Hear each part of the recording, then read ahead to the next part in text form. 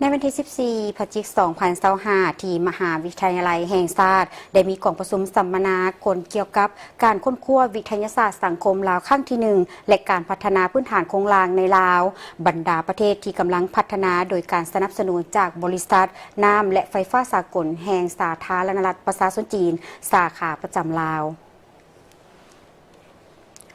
กองประชุมภายใต้การเป็นประธานร่วมของศาสตราจารย์ดร.ภูเพชร เกี้ยวพิลาวงศ์รองผู้อำนวยการใหญ่มหาวิทยาลัยแห่งชาติศาสตราจารย์ถังทองซื่อรองคณบดีคณะชนเผ่าวิทยาลัยวิทยาสังคมมหาวิทยาลัยหยุนนานสาธารณรัฐประชาชนจีนรองศาสตราจารย์ดร.ซูซิเทียนศูนย์ค้นคว้าการศึกษาอาซีตะวันออกเฉียงใต้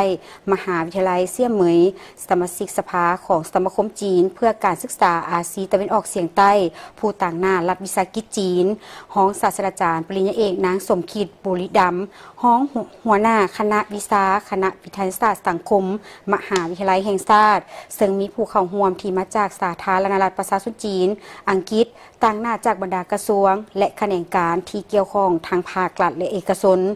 กองประชุมสัมมนาสากลครั้งนี้แม้มีจุดประสงค์เพื่อส่งเสริมการพัฒนาการศึกษาภาคพื้นในลาวและเปลี่ยนความรู้ระหว่างผู้วางนโยบายผู้เชี่ยวชาญด้านอุตสาหกรรมและนักวิชาการและส่งเสริมการร่วมมือทั่วโลกจากลาวไปสู่โลกกว้าง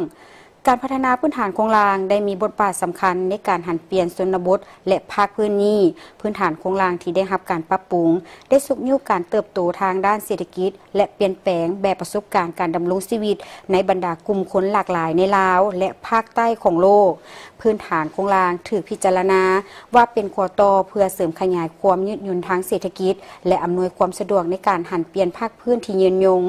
การร่วมมือระหว่างลาวจีนและคู่ร่วมงานอื่นๆในภาคใต้ของโลกได้กลายเป็นพื้นฐานของการเชื่อมโยงการพัฒนาในยุคโลกาภิวัตน์ได้มีการตรวจสอบอย่างลึกซึ้งเกี่ยวกับผลกระทบของภาคพื้นฐานโครงสร้างของลาวและผลสะท้อนที่กว้างขวางต่อภาคใต้ของโลกสามารถประกอบส่วนเข้าในการลดพรความทุกข์ยากในภาคพื้นการเชื่อมต่อพื้นฐานโครงสร้างและการสร้างขอบการพัฒนาที่มีความร่วมศูนย์และยืนยงหลายขึ้นเวทีปรึกษาหารือวิทยาศาสตร์สังคมลาวแม่นเพื่อส่งเสริมการศึกษาภาคพื้นและการพัฒนาทั่วโลกพร้อมทั้งเสริมสร้างการแลกเปลี่ยนทางวิชาการระหว่างลาวจีนบรรดาประเทศอาเซียนและชุมชนนักวิชาการสากลที่กว้างขวางด้วยความมุ่งมั่นที่จะสนองเวทีระดับสูงอย่างต่อเนื่องสำหรับการสนทนาข้ามชาติและสาขาวิชาประกอบส่วนเข้าในการค้นคว้าพัฒนาและการแลกเปลี่ยนค้นคว้าสากลและความเข้าใจเกี่ยวกับการร่วมมือในอนาคต